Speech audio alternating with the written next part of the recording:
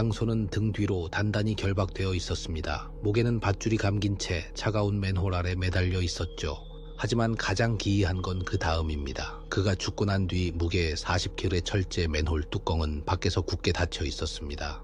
죽은 자는 어떻게 스스로 뚜껑을 닫고 안으로 들어간 걸까요? 이 현장은 자살일까요? 아니면 보이지 않는 무언가의 소행일까요?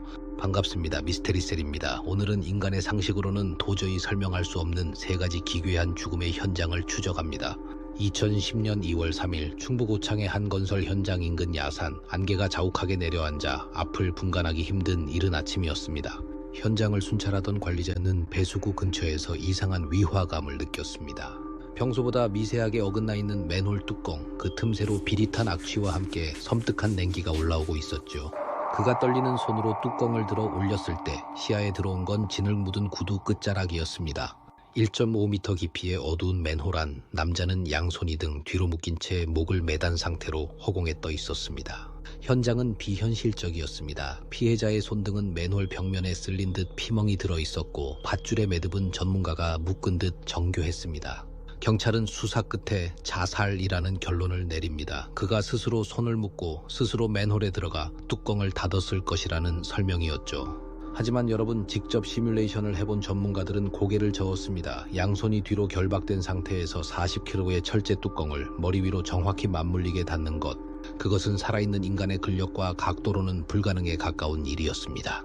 그날 그 맨홀 안에는 정말 그 혼자뿐이었을까요? 판단은 여러분의 몫입니다. 어둠이 깊게 깔린 부산의 한 노숙인 쉼터. 2010년 6월 이곳에서 생활하던 20대 여성 김씨에게 한 여자가 접근합니다. 그녀는 친절한 미소를 지으며 제안했죠. 우리 집에서 같이 살며 일을 도와주면 월급을 넉넉히 줄게요. 기댈 곳 없던 김씨에게 그것은 구원의 손길처럼 보였습니다. 하지만 김씨가 짐을 챙겨 그녀를 따라간 지 단 하루 만에 김씨는 세상에서 흔적도 없이 증발했습니다. 그리고 며칠 뒤 제안을 했던 여자 손씨가 나타난 곳은 뜻밖에도 보험사였습니다. 그녀는 자신이 죽었다며 거액의 생명보험금을 청구했죠.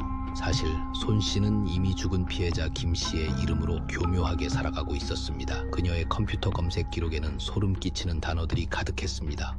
시신 없는 살인, 독극물, 화차. 그녀는 영화 속 주인공처럼 타인의 인생을 통째로 집어삼키려 했던 겁니다.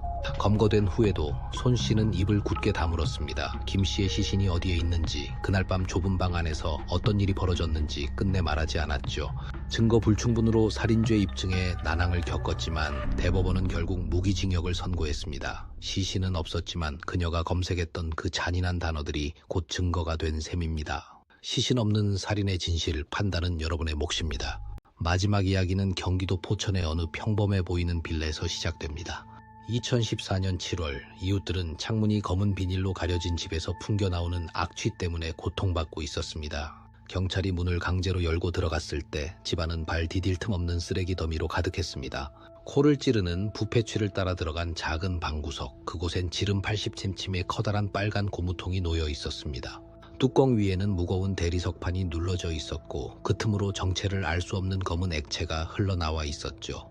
고무통 안에는 부패한 남성 시신 2구가 쌓여 있었습니다. 위에 있던 건 내연남, 그 아래는 10년 전 실종된 그녀의 남편이었습니다.